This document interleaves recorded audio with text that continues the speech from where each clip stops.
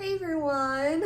I'm so excited to be filming this video. It is one that I'm really anxious to do, but also really excited. I'm not really sure how I'm going to number these because we're doing the Wheel of Time series with my brother, but now I'm going to be doing the Stormlight Archive series, so I'm not really sure how to number it because we're on number 5 right now, or 6, and so it'll be interesting. We'll find out how to do it. Obviously I'm very behind from my brother. He's in book 6 and I haven't even filmed book 4 yet. So we're gonna go ahead and talk about what I already know about the Stormlight Archive, and also my mom's and brother's like little introductions of the series. So let's go ahead and do that. I'm very excited. So what I already know about Stormlight Archive. So just in general, I know that Sanderson really admired and learned a lot from Robert Jordan.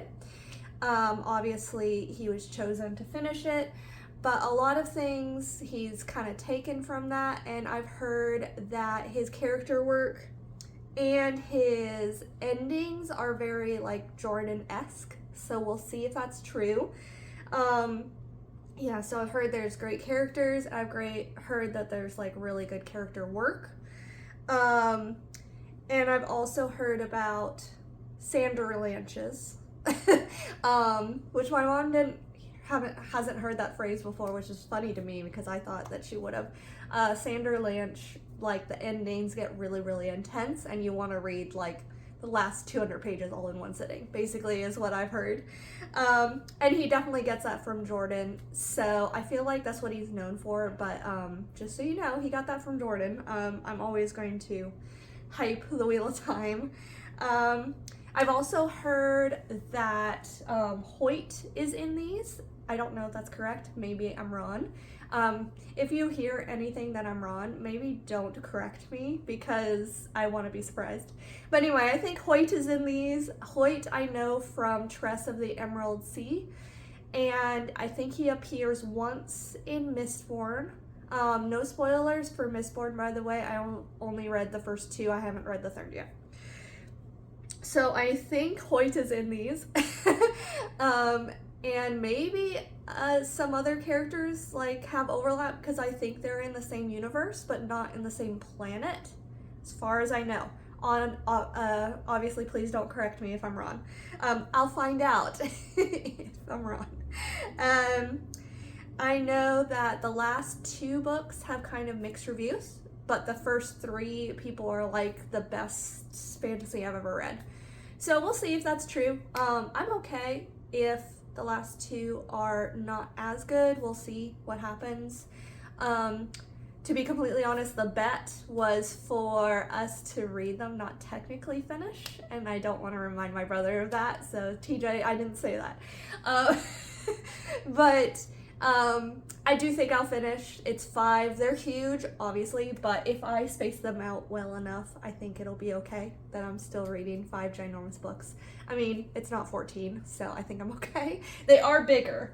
Like, this one, I mean, not bigger than the biggest. I think only one of them is bigger than Wheel of Time, but they're like all the size of the biggest Wheel of Time, basically. They are not going to be my longest book I've ever read because I've read Les Miserables, so, or however you say it. I'm sorry, I'm not French. So it will not be my longest book I've ever read, but it will take me a while. I've allocated 2 months for each, and we'll see how my pacing goes. It just depends on the language and whether the ending is truly like, so if the ending is great and exciting and really quick, then I might beat the 2 months. But if not, then we'll have to plan accordingly. When I do books like this, I do audiobook parts, so if it starts getting slow, I just quickly audiobook through the slower part. So just be aware that that's how I've always done it. That's how I've done The Wheel of Time as well. You just audiobook really quick through if it's starting to feel slow. Robert Jordan always has like some slow parts in his middles. His beginnings are amazing and his endings are amazing, but there's some slow in the middle. And that's also what I observed in the Mistborn series. So in the Mistborn series, I kind of struggled in the middle of both of those. So we'll see if that is true of the Stormlight Archive.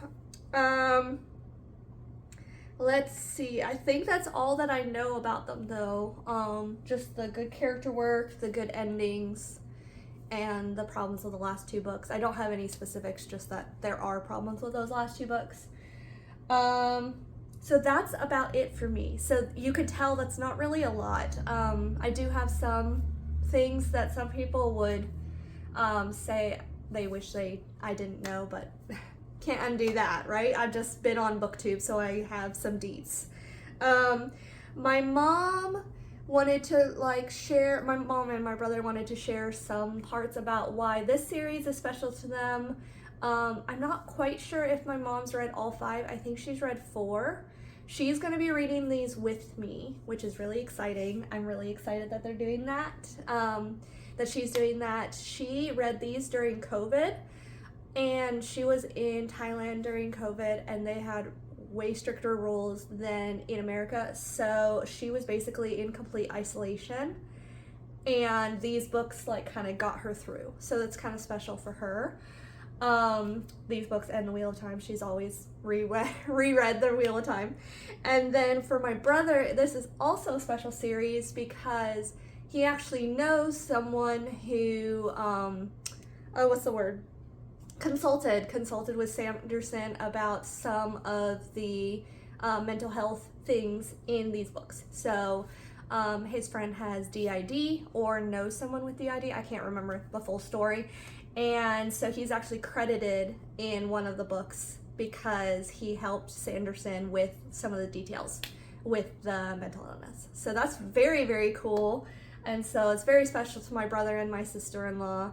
So they'll be putting in their 2 cents in our bet videos, just like normal. We might have him on as a special guest, or if he wants to put in some little pieces. Obviously these ones, because I'm the one making the video, these ones will not have a spoiler-filled section because I haven't read the whole thing. I haven't read any of it. So it will only be spoiler-free up to the book I'm in, which is going to be really, really fun. I'm really excited for the journey of reading these for the first time. I'm going to try to take some notes. Probably not intense because then it'll feel like homework. But I'm very excited. We're going to do between each one of his smaller works. So I'm really excited for Warbreaker. I don't have it right now. It's actually on its way and it's taking forever for it to come. If you shop with thrift books, they're great. Do it, but it does take a while. So between each of the ginormous books, we're probably going to read a short one. So I'm going to reread Tress. I'm going to do Warbreaker, and I think there's another one, and I'm not remembering the name, that's like a novella that goes in between. So I think we're going to just do that so that I'm getting some other background stuff. So let me know if you want those to be the bet videos as well, or just the Stormlight Archive, which is the 5 books. But it's kind of all in the same universe, I believe. So let me know. So yeah, that is what I know about Sanderson and my little introduction. And then probably in, let's see, July, August, so probably in September, you'll get the first video about it. So yeah. It's been really, really fun, and I'll see you then. Bye.